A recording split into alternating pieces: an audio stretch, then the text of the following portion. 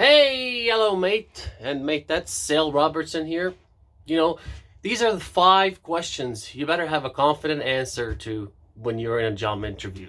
Now, these might not be the exact same questions, but also these answers that you're going to come up with, you could use for other questions that you might get in interviews. The question is, the thing is, you have to be confident in your answer and not be like, you just came up with it and you started mumbling. As soon as the interviewer cuts you off, it means you're mumbling and if you oversaid. So this way, if you actually know the answers to all of these 5 questions, confident about them, you'll nail that job interview.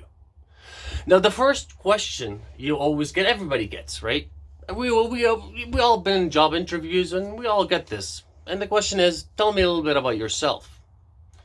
Now, that's a fully loaded question. And just remember what you're going to say, because if you get the job, you're going to be working with this guy. So you're going to, you climbed Mount Everest and this and this and that. No, just be yourself. If you got to fake it a little bit to make a good story, yeah, hey, do it. But relate also. When you relate, I don't mean relate to him. You could relate to him with the mirror effect. So, for example, if he's a laid back or she's a laid back kind of person, relax, mirror them, be a little bit laid back. Now, don't overlay back, but mirror the effect. And even if you're on the phone with somebody, the mirror effect actually also works. If the guy or the girl on the phone, they're busy and you're calling them on a cold call, you better sound like you're busy too. You need to mirror the effect. So back to question number 1. Tell me about yourself. Now, be honest, but also you have to show that you're confident. Us humans, we can feel when somebody's desperate. We can feel when somebody's been, off of work for 6 months and he really needs this job. And we could also feel that this guy already has a good job, that I need to get him as an interviewer. So always be confident and know what to say and make it believable and make it natural. So the question number 1 is, tell me about yourself. Okay? So make sure you're confident when you're telling, own it. Question number 2 is, why are you, out of the 10, 20, 100 people I interviewed, why are you the guy for the job? Why are you going to be the guy I see in the elevator tomorrow, I buy a coffee to? Why? So you better make it good. And you know what? A little bit of humor, that goes a long way too, if that situation allows for it. So question number 2 is, why are you the right one for the job? Now, don't go get a textbook answer. Like I said, humans feel it. You need to be realistic, be down to earth.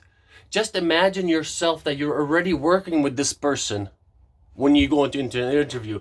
Any interview I go to, when I walk in, my body language and reaction is like I've known the guy in front of me or the girl in front of me for 20 years. And that's how I treat them and that's how I talk to them.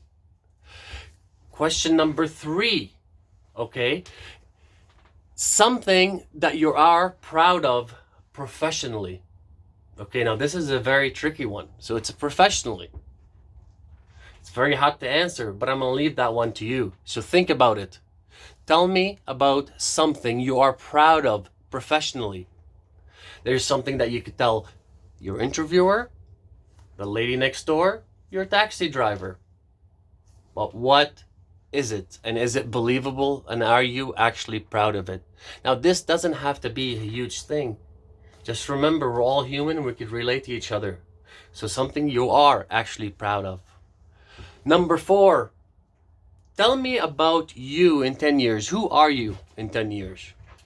And I don't want to hear about you being the CEO of this company you're applying for. I want to meet you. Are you going to be a more mature guy? Do you see yourself with kids? Be honest, be down to earth. Tell him where you actually want to be in 10 years. Do you want to retire in 10 years? Is that possible? Then say you want to retire. But if it's not possible, don't say it. Where do you want to be in 10 years? And the last one is the trickiest one. And it's the hardest, and even I have not mastered it yet. It's tell me something that you've tried your best at, but you failed.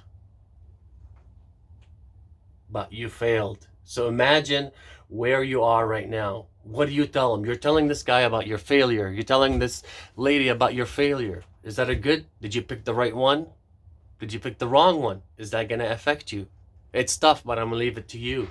Just make sure you're down to earth and you relate. You use the mirror effect.